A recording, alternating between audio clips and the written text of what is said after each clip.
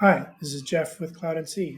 I'm going to walk you through setting up a 3-axis job in Cam Assist for Mastercam, and I'm going to be using the version 1.3 of Cam Assist for Mastercam and going over some of the functionality and how to set things up.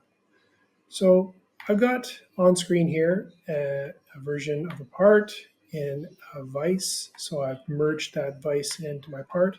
And I've actually merged 2 copies of it. So I've got it configured for op1 and op2. I don't need any soft draws for this since I have some flat sides and this is going to be made out of stainless steel. So I'm going to go through and set that up. But I need to first set up my op2 because I want to calculate op1 and op2 together. And I'm going to do that by creating a machine. So I'll go into the machine here. I'm just going to use the default. And then for my stock setup, I'm going to do the same thing that I had before on op1. I had the master model, so I'll pick that part. And then I don't have to set the stock because I actually did that for setup 1. And then for that machine group, I actually had used the bounding box, and then I just went in and picked the object itself. I added a little bit of extra material to account for some excess stock, and then I was happy with that. So I'm going to go back here, exit out of this one, leave that empty. But I am going to apply my fixtures. So I've got a copy of the fixture in op2 flipped over. So I'm going to pick the jaws here. I probably don't need to select the vise body itself in this case. So I'm going to go through and check those on. Okay, so I've got op1 and op2. And now I'm going to go into Cam Assist. So I've got the Cloud NC Cam Assist here in the Cloud NC ribbon. I'm going to click on that. First thing I'm going to do once I'm in Cam Assist is select my tool library. So I can select multiple tool libraries. I'm just going to pick one of them. So I'm going to go back to my default location.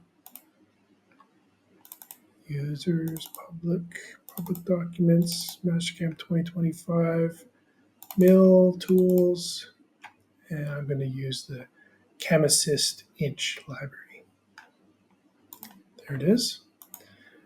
So I've got that in my general view here. If I go to the tool use, I can look at the summary and quickly see that there are 262 tools available, and that for stainless steel, which is what I'm going to make this part out of, I don't have any materials available, so I'm going to be setting up using Cam Assist cutting parameters, and that's okay. And then for the stock alloy, I'm going to be going for 304 in this case.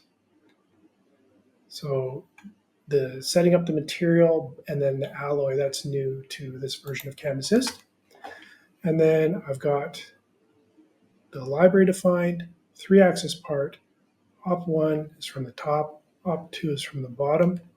Just to confirm that, op1 is from the top, op2 is from the bottom. And then for op2, I might choose to use a smaller tool here for my maximum allowed tool. So I've just got that configured using the work holding security. And then double check that. I'm going to run all of the operations, and I'll just leave hole patching turned on for the few holes we have on the part. Okay, so we're ready to go, and I'm going to hit the run button here. And so as is typical with Cam Assist, we are taking all the information from those machine groups, and we're applying them with the part geometry and the tool library that we gave Cam Assist.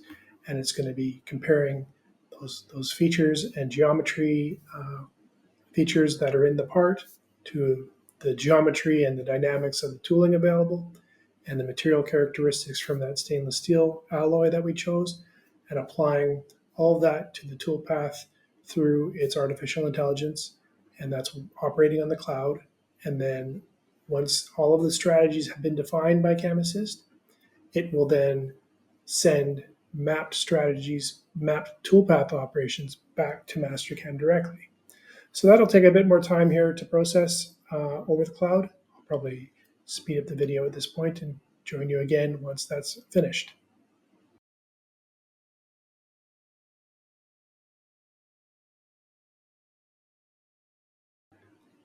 Okay, so now we can see that Cam Assist is now sending toolpaths back into Mastercam, and then those are coming in. Looks like we're going to get 51 operations altogether. We're actually going to get more than 51 because in our roughing generation, we're going to be generating some stock models as part of the output. So we probably have about 60 or so operations altogether once they're all back into Cam Assist. Pardon me, back into Mastercam.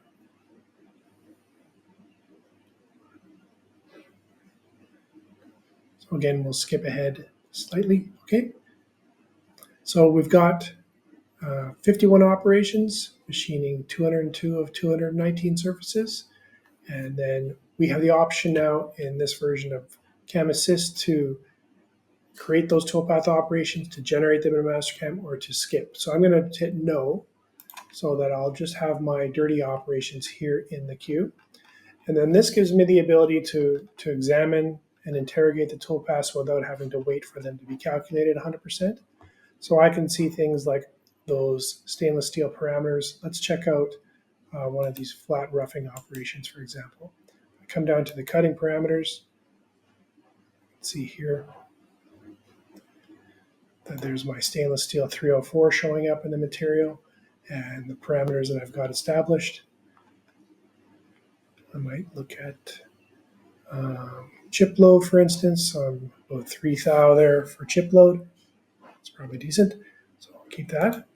And then what I'll do at this point is I'm going to go through and generate those toolpaths so that we can examine the output of the Mastercam output and move forward from there. So I'll probably join you in it shortly here once that's all calculated.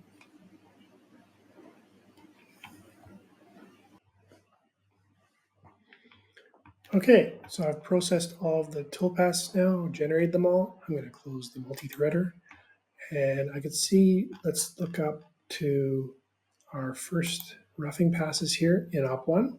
So we began with the stock, and then we went into first high speed dynamic roughing, and then we generate a new stock model.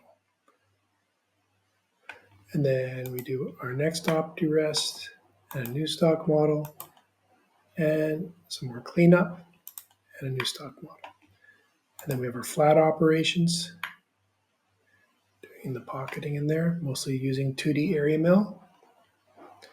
And then we have our wall operations to clean up those walls. And then we have our hole making operations. You can see that we're not doing any drilling in this case. We're doing all helical boring, it looks like. So here's a drill in the side here. And then deburring operations. So we get a nice clean part on that side. And then for op2, we look at our roughing. Let's put it all together. Of course, we don't have a great view, so let me flip over to this other predefined view on my view sheet. I can see that I've got my stock model from op1. Basically, it's got my top hat defined there. And then I can look at the operations we're going to run. So we're going to run that first dynamic OptiRest, another water line, and some roughing on the side there. And then we have our stock model presented like that. Then we have our flat finishing, wall finishing, hole making operation to clean up those holes, the counter bores on the other side, and our freeform for the round over on the outside of the part, and then some deburring on that feature there and around those holes. That's it for now.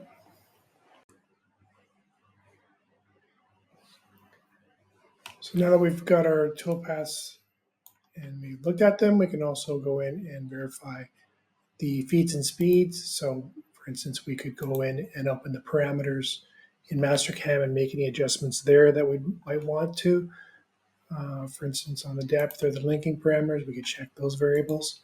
And then with the Cam Assist cutting parameters, we have that selection available as well. So if I wanted to come in and check this toolpath specifically here, number 18, I have my 304 stainless. And if I want to be maybe a little bit more conservative with those toolpaths, I could make those adjustments there and save that back.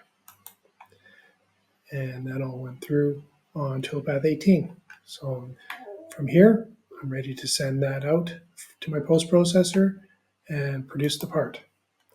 So as we say goodbye with the simulation and the verification in Mastercam, just let you know that the information for these operations will be in our documentation section, available through Cam Assist, and stay tuned for more videos on explaining how to use Cam Assist. Thanks a lot.